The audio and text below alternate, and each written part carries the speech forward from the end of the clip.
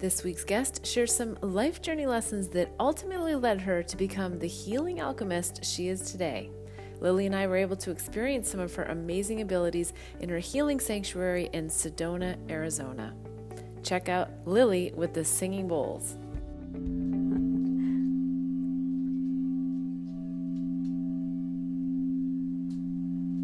She's going to check it out. Okay, I'm in Sedona, Arizona, and I have my next lovely guest, Kymberley. Griffin, are you ready to go inside the pollinating? I'm so excited. Yay, okay. Thank you, Yes, Beth. here we go. Welcome everyone to the Pollinating the Planet with Love show. I'm your host, Beth Bell, and I'm in beautiful Sedona, Arizona, and I have a lovely guest with me here today. Kymberley has been aware of the dynamics of energy bodies since she was awakened in 1976. Her gifts of insight began at a young age. She was opened by the calling of Mother Earth and the turmoil of the planet. Kymberley sought answers and began visiting churches and synagogues. She found and has since studied astrology, transcendental meditation, yoga, and nutritional health and wellness for over 40 years. She was called to heal herself and others through these arts and sciences. Her dedication to assisting and healing people as they themselves begin to awaken and align with the incoming energetic waves has since remained her focus. Welcome to the show. Thank you so much for having me. I appreciate it. It's wonderful to have you here. Aw. I can't wait to hear all about what you do. But Okay. before we do that, Yes. I always like to go back in time and ask this question. What did you think you were going to be when you were a little girl? And are you doing that now? I thought that I would save the planet. Okay. At Wow. about 9 years of age. So you thought you were going to be pollinating the planet early on? With love. Yes. Yes. Wow. So am I doing that now? I hope so. I think you Yes. are. Yeah. Thank you. Amazing. A lot of people don't necessarily have that connection. Now, do you feel like you were always on that same path, or how did it sort of come about to where you are today? Well, as my bio says, I was about 9 years old when I started having visions of the earth in turmoil, or actually humanity in turmoil. And so back then it was kind of a little bit scary, to see these things. I mean, I can still see those visions right now. Yeah. And I grew up in a household that really didn't, I guess, understand me. And my family adopted 4 kids. I'm the oldest. Okay. So then you were adopted as well. You mean. Okay. Yeah, Okay. yeah. My parents adopted the 4 of us. I'm the oldest, and so within 5 years they had 4 kids adopted. So which got a little hectic, and it allowed me to really kind of explore.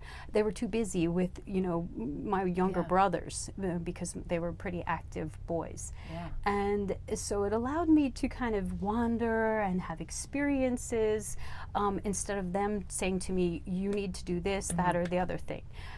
So that, in a way, was good. Yeah, it gave you some freedoms. Yeah. So I would explore synagogues or churches, different kinds of churches.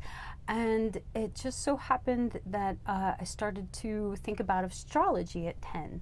Wow. And I remember asking my father, could he help me cast a chart at 10, right? And that was his response. Like, what do you mean? Oh my goodness, they were a little surprised. But I continued on, and then I began to do journeying within my body and exploring, almost like the Magic School Bus before that was even a cartoon.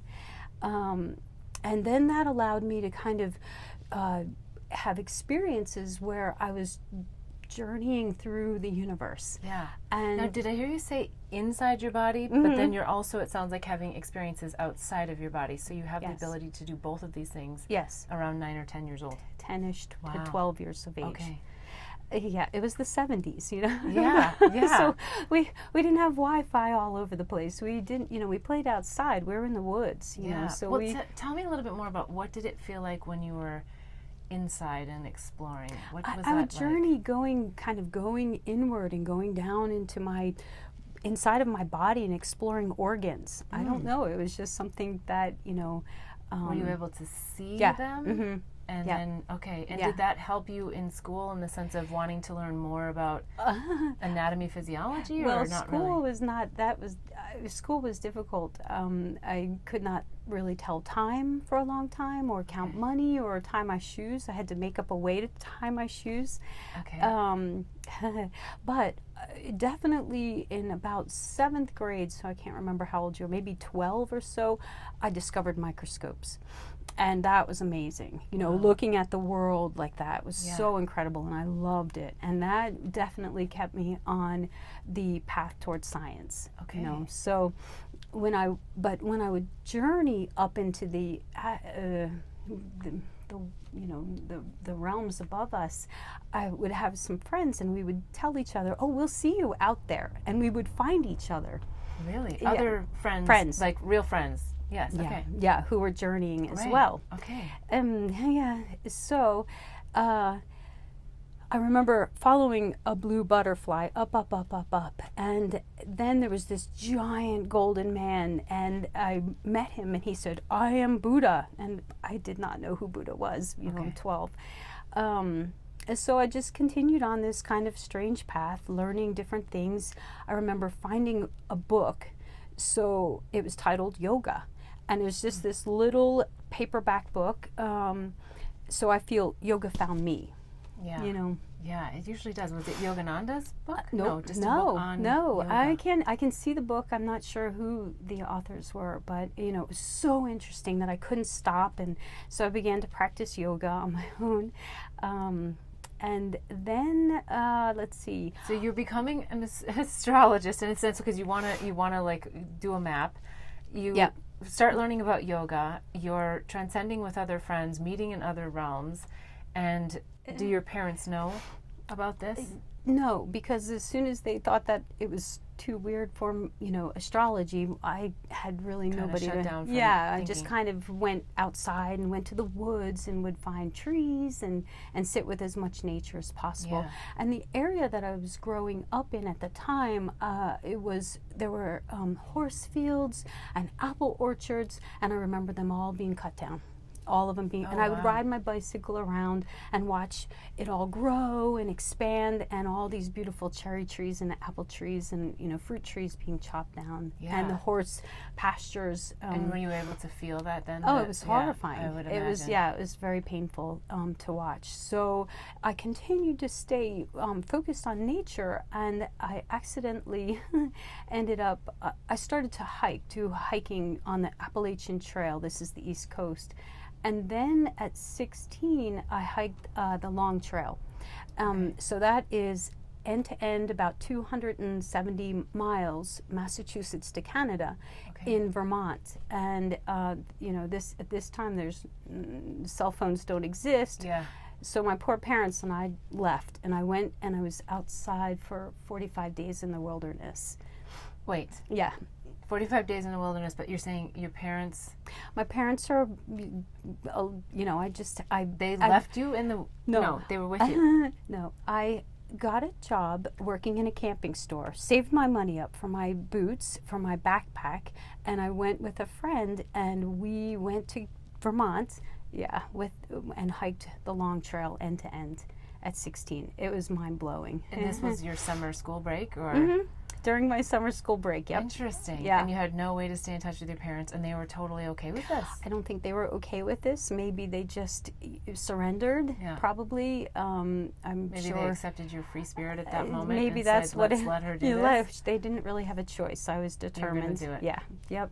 So that was so incredible. That was such an amazing experience. I came back completely changed, and in an area that just, you know, was more focused on money and cars and, you know, designer clothing. That was not it, you know. So I finished school at 17 and left and went to live in Vermont. Wow. Okay, that's a lot up until the age of 17. Yes.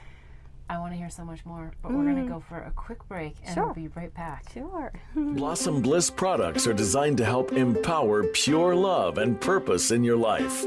It's through the power of words, flowers, and symbols that our products assist you in creating a blissful life.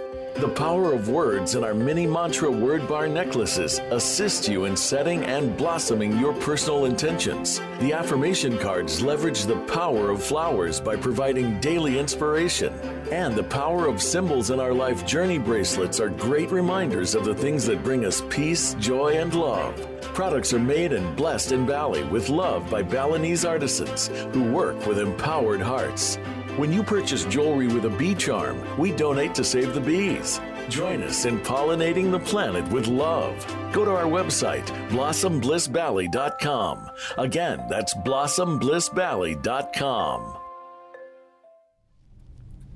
Okay, we're back with Kymberley Griffin.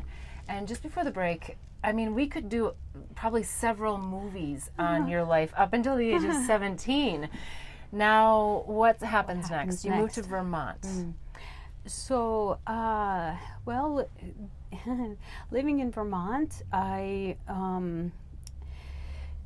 have my first son. He is 18. At 18, probably that weighed me down. You know, although I would put him on my back and I would still hike up. I guess when I went from my childhood home to Vermont, after I had hiked the long trail, I lived up on the mountains in Vermont, caretaking on the long trail, and that was amazing. It was such an incredible thing to live out there, up there, in these little tiny cabins. You'd have to hike all your food in. Oh, you wow. know, yeah, it was cool. But then, and at that point, I knew I was not going back. I loved Vermont so much. It was natural. It was beautiful. It was just pristine.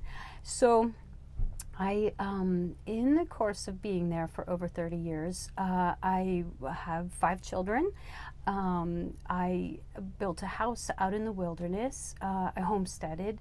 I became a biologist. I went to college. I was a single mother with 2 kids, and I thought, well, what else am I going to do? So I went to school for biology, and that was wonderful. I was going to teach, and when I started to teach, I realized that these children were suffering because they didn't really have their family unit. So I kind of, after all that, shifted gears. And where were you teaching? In Vermont. Okay. Okay. I taught biology to 7th and 8th grade children. And the children in the school, you started to pick up from them. Okay. Oh, it was so painful because they would, they were already using drugs and alcohol. It was really sad. Yeah. And so when I'm teaching, I'm pregnant with my 3rd son. And I just decided, well, I need to be home with my children. So I became a massage therapist, and I kind of continued on. It's like I took my biology and started to do the healing work that I do now. So, well, let me ask something, because you started with, when you were about 10, you were able to go inside. Yes. See organs. Then I'm hearing you actually get an education, and now you're educating on science. Yes. And then because of your empathic abilities, you're picking up all this information and you want a little more flexibility, so you start massage.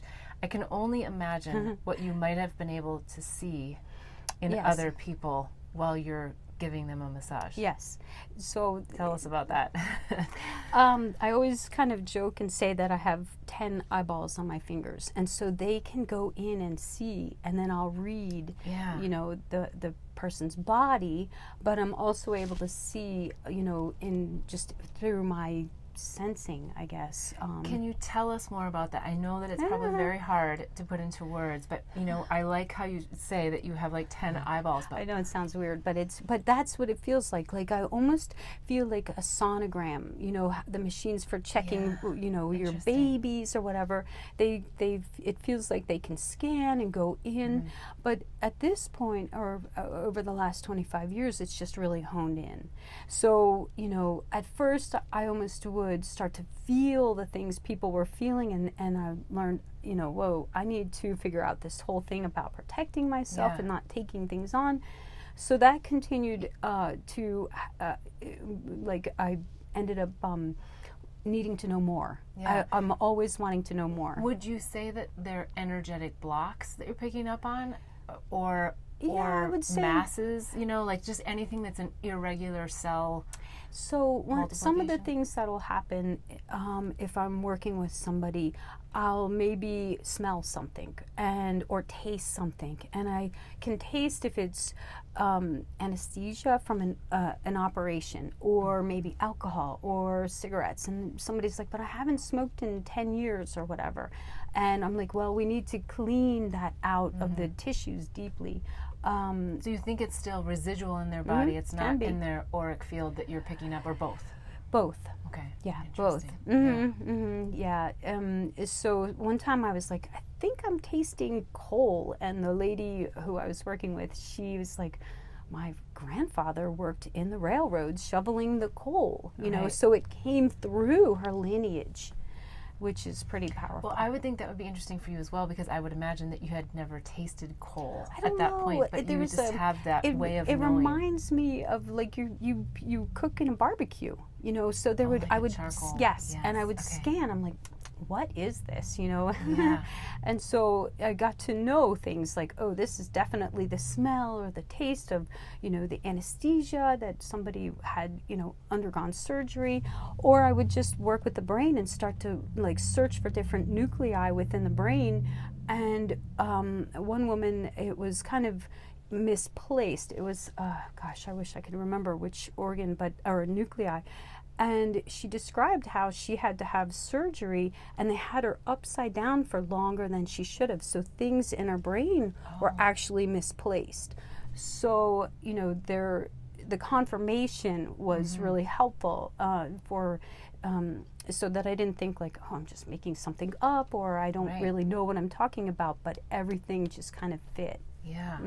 Now, when you talk about nuclei, tell us more about how you interpret that. Is there a layman's way to sort of share? Sure. So we have different parts in our brain. The amygdala, the hippocampus, all of these different nuclei within the brain.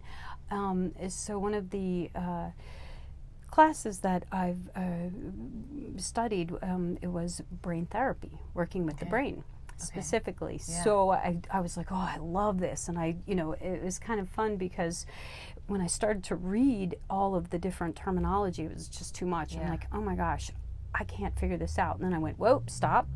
I can figure this out. I will figure this out. And the next thing I did was I hand drew out each and every one of the nuclei. I wrote the name down, and that's how I taught myself the different parts of the brain. Well, now, is it the amygdala that does the oxytocin and cortisol? The amygdala is like the alarm center, you know. You're talking about brain. I'm thinking about, you know, just if we could raise oxytocin levels, right? You can. There's definitely different places that you can focus upon.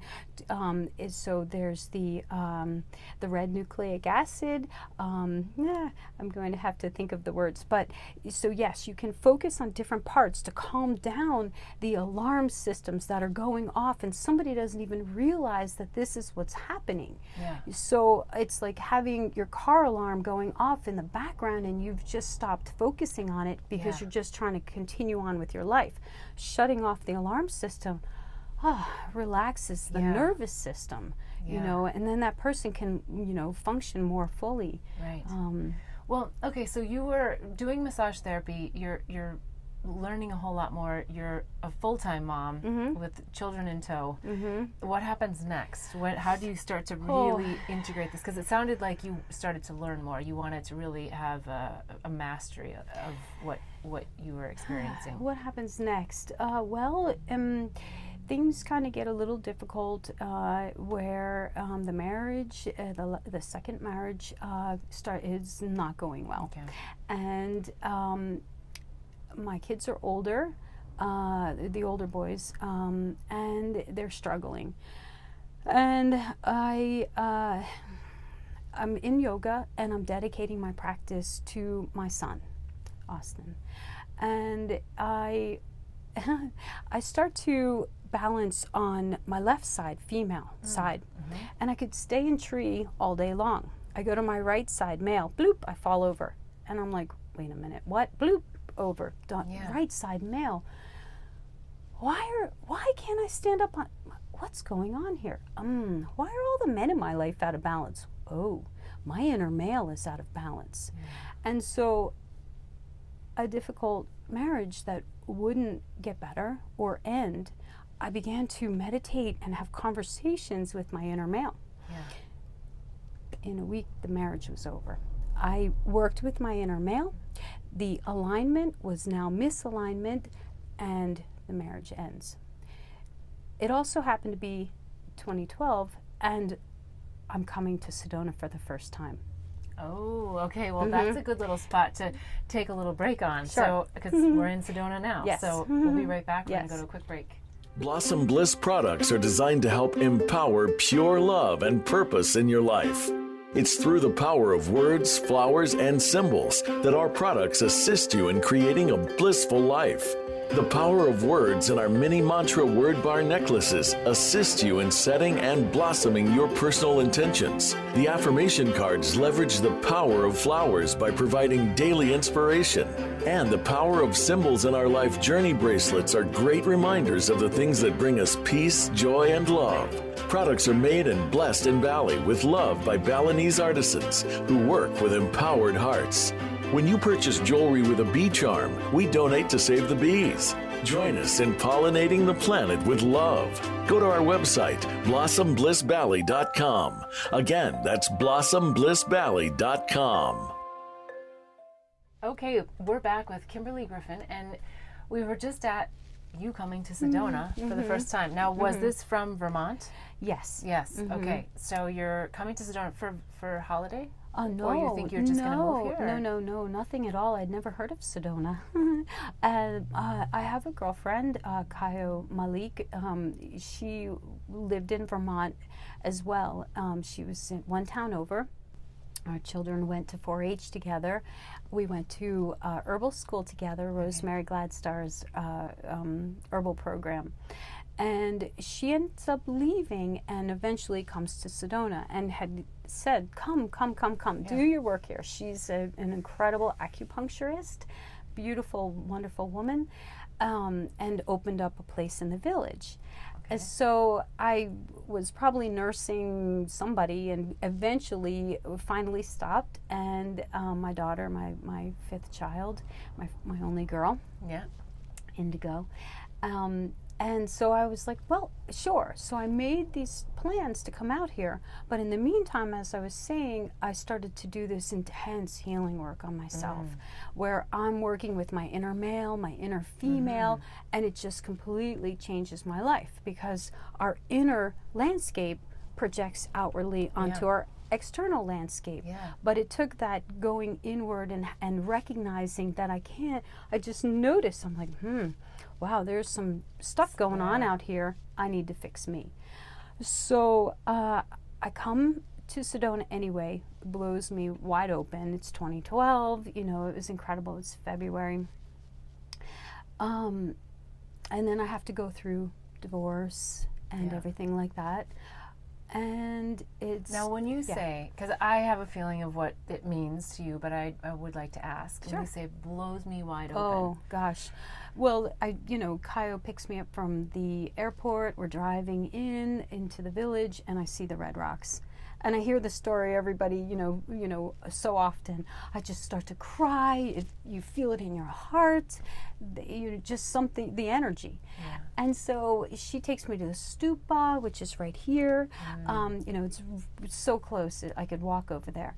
And I'm walking around it and praying for certain things.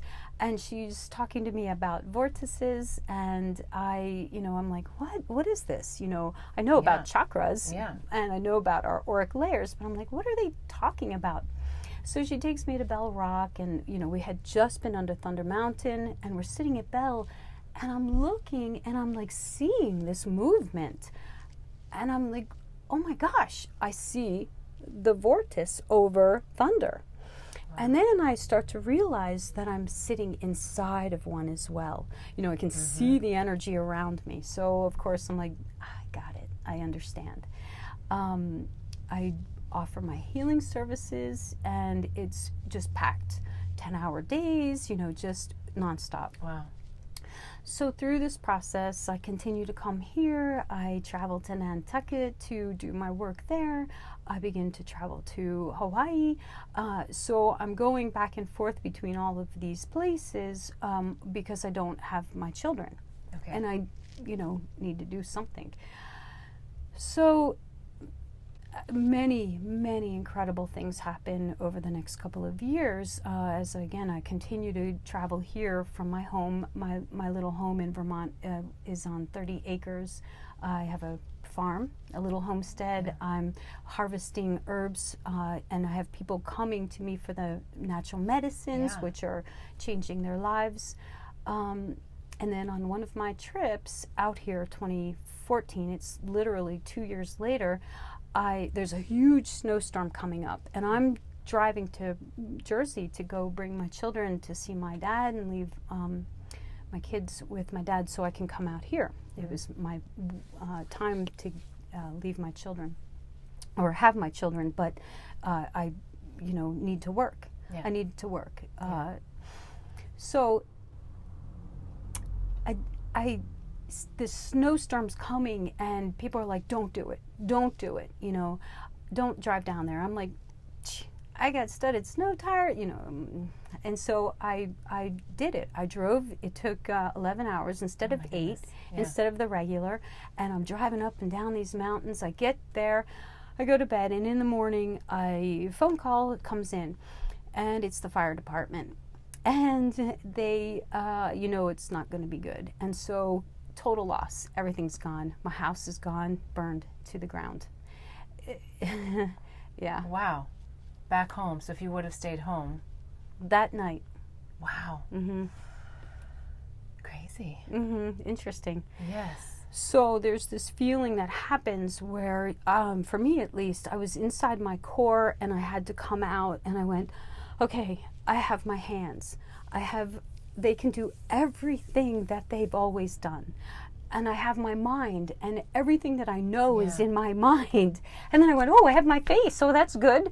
My hair, oh, that's great, Yeah. And then you kind of come from the core out, and then I'm like, oh, I have my children. And nothing else mattered. Yeah. Wow. What a profound experience. I thanked God, universe, that I did not have to bury anybody. Yeah. I did not have to repair their Yeah. burned bodies. Thank you, God. Yeah. And God said to me, continue to do the healing work, and everything you lost and more will be returned to you. Oh, wow. How wonderful. Yeah. So that's what I continued to do. So even though I had lost everything, I got on the plane. I came to Sedona 2 days later, did the work. And how did you process that? Because I think that's probably just what I did. Yeah, I processed it by counting blessings nonstop. And so I would look for any tiny blessing, and whether it was when I finished my work or how profound everybody was their experiences were. And then I would go home and I would see my daughter, and she had made like a little tea set out of acorns for the squirrels. And I'm like, I'm finally home. Or I would walk her. My children and I had to move back to my childhood home. I hadn't lived there in 30 years. Wow. They're going to the same schools that I went to, they look the same. It was so weird. And I'd walk her, and I'd get 15 minutes with her, and then I would go off to work because I started to have clients in New Jersey. I would travel up to Nantucket to work with my clients, back up to Vermont to work with my clients, and come out here to work with my clients. Yeah. Wow. And I was searching for a home so that I could take care of my children. They had been homeschooled, so going from the woods of Vermont into Jersey was a complete culture shock. Yeah, I bet. And I knew I couldn't stay there. And I knew that Sedona, it was my largest clientele. So 2015, I was lucky enough to find a place to live, and we came here in 2015 full time. And here you are. And we are going to experience on this episode a little bit of your space. I don't know, I wouldn't call it a clinic, or what do you call it? People Healing love center? to call it a healing center because it's Okay. beyond me. It isn't. It's, there's something about it that's very special. It's full of gifts that people bring to it. I really feel extremely blessed, and as the universe, God said, I focused on buying things that would help people, the tuning forks, the crystal bowls, all of those things. Yeah, well, and we are in the Pollinating the Planet with Love, Yes. mobile recording studio, but I did pop in momentarily. I opened the door, and energetically it was just like, oh wow. I mean, it was really massive. And then I thought maybe there was a session happening because it was just really wonderful inside. So I'm excited to go inside, and we'll do a little bit different than what Yay. we've done in the past, and do a little tour and have you wonderful. show us some things. But before we do that, we'll talk about it just a few more things. Sure, and then sure. we'll go in, because I know that you have, you've talked about massage as one of your modalities, and you've talked about your scientific education and background, and I think how you've sort of incorporated the two, but then you got into a lot of other things, and I haven't heard really about How did that happen? how did it all swirl together, and astrology, because there's so many in geometrical shapes, and I mean, there's I'm not saying that right, but there's a lot. Frequencies, vibration. Yes. So let's talk about that. Sure. So I can definitely tap into the moment that all came to me. I had been working with the brain, and I noticed a signature between people who have fibromyalgia, or if they have Lyme disease, and Lyme disease is prevalent up in Nantucket. Okay. And many of my clients would have this, and I would have this experience, and I started to call forth, how can I heal this? And the universe answered, vibration. And I'm like, what are you talking about? And so then I hear tuning forks, literally, and I'm like, tuning forks, what is this? So I search out, and I find in the town next to me a woman who's teaching about tuning forks. Take the class. Again, just another, following the universe and the breadcrumbs on the path. So that is pretty much when I had awareness around frequencies. So that's probably 2012, and I'm trying to think, and it just explodes from there. We use tuning forks that are set to the healthy frequency of the tissue, for livers, for all the organs, for the brain, working with the meridians. Now you mentioned fibromyalgia. Now, are you able to help cure, or I can't say cure. I never want to say cure. I can assist people into their highest and best as far as they want to take it. Right. I cannot, I wish I could cure so many things, but I can only guide people, tell them what I'm seeing. I can't do anything if they're not able to understand. Food is a frequency. Right. So what are you putting into your body is creating a frequency that you emit.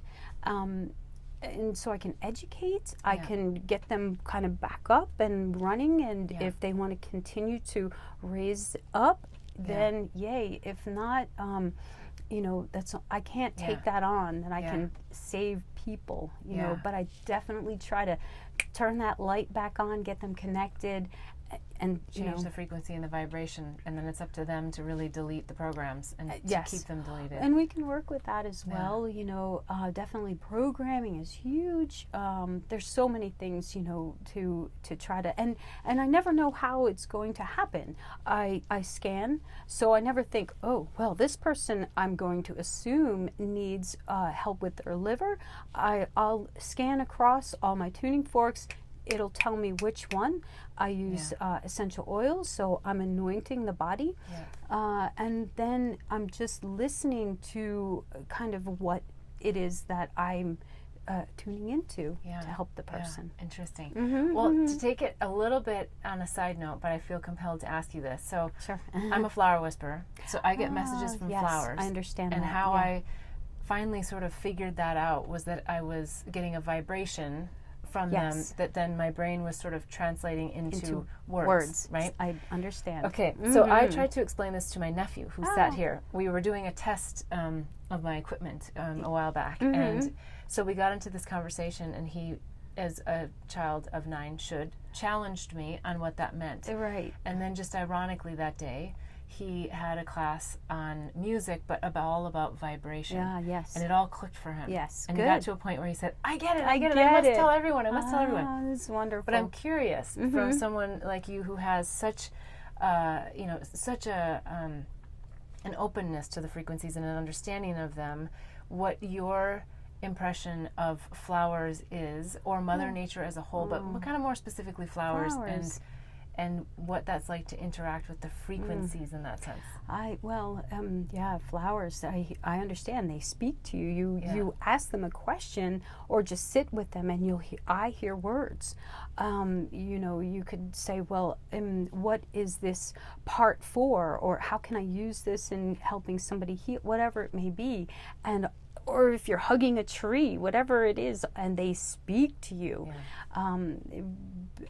To think of it, I don't even realize that it is a frequency, that they're speaking in frequencies to us. I just hear it. It just comes so that it's spend a lot of time out in nature. That is helping us to align with the most purest. And recalibrate, rebalance. Yes, because our time so much is, inside, and we've got Wi-Fi, which is messing up our sacred geometrical frequencies, and we have to go back outside. And how good do we feel just sitting, next to the stream and letting that sound, or the ocean, clear us. Yes, I love that. So, well, it's what the Pollinating the Planet with Love campaign and tour is all about, is helping people to raise their vibration, right, so they can realign. So I'm excited about all the things we're going to learn inside your healing sanctuary. I'm going to call it a sanctuary. Bless. And so we'll talk more about vibration and how that all works. But how do you see your, I'll say, products and services fit into assisting in Pollinating the Planet with Love? There are things that I think that the universe has asked me to do that I just never would have thought that I would ever do. One of them has to do with my visions. And I felt like, gosh, they're so important. And I thought, how could I ever show or share people what I'm seeing? How can I, express this? And after my house burned down that year, a couple of things happened. I got Lyme disease, and it was February, the house is gone. I end up in April with Lyme disease, so I had to go through easy disease. Oh my gosh, but I managed to deal with it and heal it. But then in August, when I was in Hawaii, living in Maui, I had literally big drum set. We were out at a drum circle, and a huge drum fell on my head. And I get up, I don't even recognize what's going on, but I'm staying out there dancing, and 2 days later I realized that I'm in trouble. I could feel my brain bleeding. I could feel that, I was going to die. I prayed. I literally prayed to God. And Kaio was on Maui, and she brings me to Dr. McBride, who helps me he's incredible with healing. So I actually, after I had that experience, began to paint my visions. Okay. And it's almost like something got knocked open, maybe. I don't know. So over the last 4.5 years, I've been painting, and I'm at the last painting of 44. So it's a vibrational healing deck that I've created. Okay. And it's all different visions of where your frequency may be at. It could be low vibe, it could be high vibe, you could ask questions. But the piece that's important is that how do we live as we do without getting hooked into fear? There's so much stuff that's happening on this planet. Now, how can we turn away from it and feel like we're doing our job? Or how do we stay hooked into it and not become connected into something that is not healthy, to watch the television and listen? I never watch TV. Listening to the it's interesting that stopped right there. Yeah, right. So I look at, again, within, Yeah. Everything that is happening on this planet is coming from us. Even if we feel we're so spiritual and we're so high vibe, but wait, how could this still be happening? There's a thread of it within that we need to heal. So I have paintings that are kind of working with hate, war, religion, the organized religion, to help us go inward and clear out something that may be part of us so that we can find that last little needle that is still projecting that out onto the world and start to heal that. And what has happened, this last painting is called The Ancient, well, I don't know if it has its title yet, but it's regarding healing our ancient lineage. And so I started to work with it actually came out with working with my children. How can I help them heal? Because if they're reflections and projections of me, I realized I needed to go back inward to my lineage. And I have an adopted lineage, a bio lineage, and they have two different lineages as well. And it was this journey that I took that took me through every little branch of my lineage back to the beginning of time. All of a sudden, the visions that I had for this were the last painting. Wow. Okay. Well, I'm excited to see them. And it was so overwhelming and so exciting. Yeah. Well, one of the other things that I do like to talk about, so it's interesting you bring up, is fear. I like to find out what are some of the biggest things that you had to push through regarding fear. But what I'm going to do is we're going to close up this part of the show. We're going to go into your healing sanctuary. We're going to learn more, and then maybe there's a point where you can share a little bit about some of the big, because you had a very interesting childhood. There's a lot that I think maybe made you feel different at times. Adoptions from everyone. Huge. Adoption is just in itself, a huge one to deal with. But it was definitely interesting. Yeah. Okay, so we're going to get into probably a little bit more of those types of things, but we're going to go into the studio. Okay, before we do that, let's make sure we give them a way to get in touch with you, your website. SedonaHealingEnergy.com. And we'll put it in the links below, SedonaHealingEnergy.com. Yes. Okay. And you do, for people who are global, worldwide, you do healing sessions. I love to have people on the phone. They can put their headphones in. I bring their energy in, and I'm playing the bowls. They're listening, and I'm working with their sacred geometrical blueprint, bringing it back to the original state. I do vibrational astrology, which we didn't even talk about, but that is so much fun to work with. Yeah, and vibrational. I'm curious, is there a way to summarize that quickly? Yes, real quick. When I started to learn astrology, I educated through reading books and understanding kind of the old school astrology.